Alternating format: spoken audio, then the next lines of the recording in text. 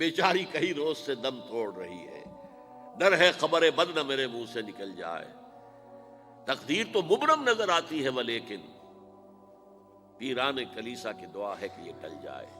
تو پہلی بات میری ختم ہوئی، عالمی نظام خلافت دنیا کی تقدیر مبرم ہے، ہو کر رہے گی، اس میں کسی صاحب ایمان کو کوئی شک، کوئی شبہ، کوئی ریب نہیں ہونا چاہیے۔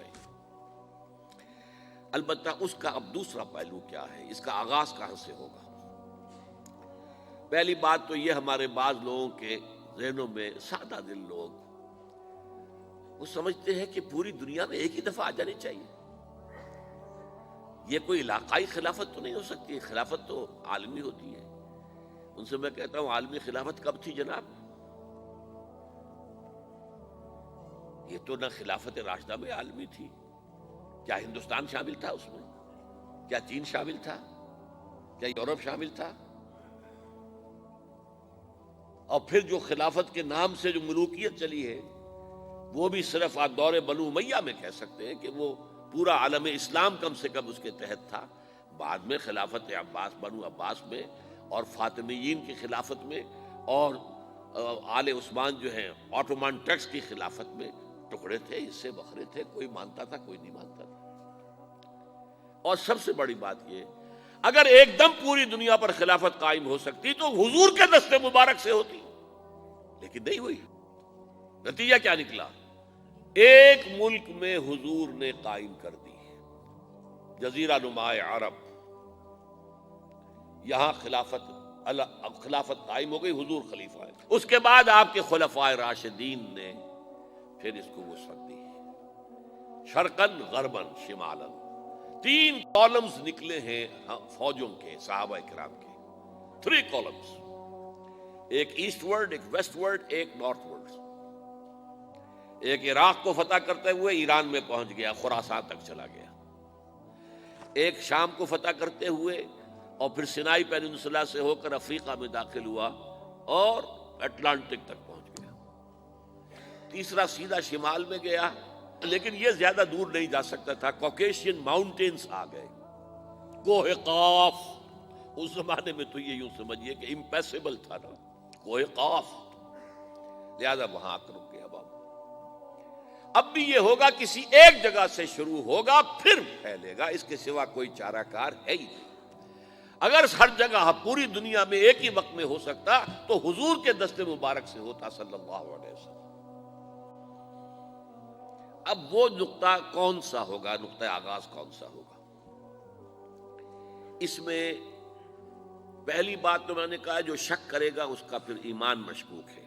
ہوگا، لازماً ہوگا، گلوبل ہوگا، پوری دنیا میں ہوگا۔ کہاں سے شروع ہوگا اس میں آپ اختلاف کر سکتے ہیں، لیکن مجھے تو 2 حدیثیں تو ملی ہیں جن سے یہ اندازہ ہوتا ہے کہ یہ اس مشرقی خطے سے ہوگا، عرب کے مشرق کی جانب کسی ملک سے ہوگا، کسی خطے سے ہوگا۔ وہ حدیثیں بھی اب آپ پڑھ لیجیے پہلے۔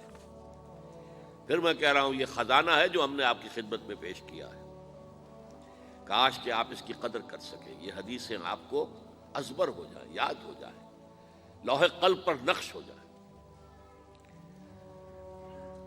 ہندوستان اور خراسان یعنی موجودہ افغانستان کا ذکر ابن ماجہ کی روایت ہے، عن عبداللہ ابن الحارث رضی اللہ تعالی عنہ قال رسول اللہ صلی اللہ علیہ وسلم یخرج ناس من المشرق یوطئون للمہدی یعنی سلطانہ، یعنی سلطانہ، دونوں طرح سے پڑھ سکتے ہیں۔ حضرت عبداللہ ابن حارث فرماتے ہیں رضی اللہ تعالی عنہ کہ حضور نے ارشاد فرمایا، مشرق کی طرف سے وہ فوجیں نکلیں گی، لوگ آئیں گے جو عرب میں مہدی کی حکومت قائم کریں گے۔ یہ مہدی کون ہوں گے اس کا ذکر میں ذرا بعد میں کروں گا، لیکن نوٹ کر لیجئے کہ مہدی سے پہلے لازماً کسی مشرقی علاقے کے اندر وہ نظام قائم ہو چکے گا، تب وہاں سے فوجیں آئیں گی نا۔ یہ مشرق کون سا ہے؟ عرب کے مشرق میں آپ چلیے، ایران بھی آ جائے گا، افغانستان بھی ہے، پاکستان بھی ہے، اور اگر اسے اور توسیع دیں تو ہندوستان بھی ہے۔ یہ ہے عرب کا مشرق، اس سے فوجیں جائیں گی۔ اس کا کیا مطلب ہے کہ اس میں سے کسی جگہ پر نظام خلافت پہلے قائم ہو جائے گا، تاکہ وہاں سے فوجیں جائیں گی جو جزیرہ نما عرب میں حضرت مہدی کی حکومت کو قائم کریں گی۔ اب دوسری حدیث سنیے، یہ سنن ابن ماجہ کی حدیث تھی جو میں نے آپ کو سنائی، آپ نے پڑھی۔ دوسری، عن ابی ہریرہ رضی اللہ تعالی عنہ،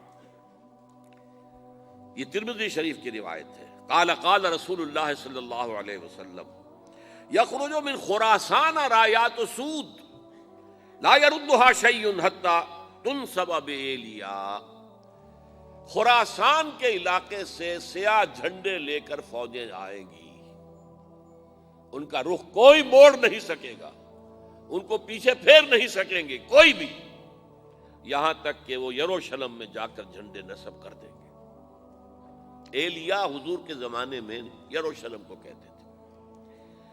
یہ یروشلم تھا جب حضرت سلیمان کی حکومت تھی، اور یہاں پر معبد سلیمانی، ہیکل سلیمانی قائم ہوا، پھر یہ یروشلم ہی رہا ہے تاریخ میں، یہاں تک کہ سن 70 عیسوی میں جب ٹائٹس رومی جنرل نے اس کو گرایا، ختم کیا، سیکنڈ ٹیمپل گرا دیا، اور یہاں سے یہودیوں کو کہا نکل جاؤ یہاں سے، کوئی یہودی باقی نہیں رہا، تب بالکل تہو بالا برباد کر دیا۔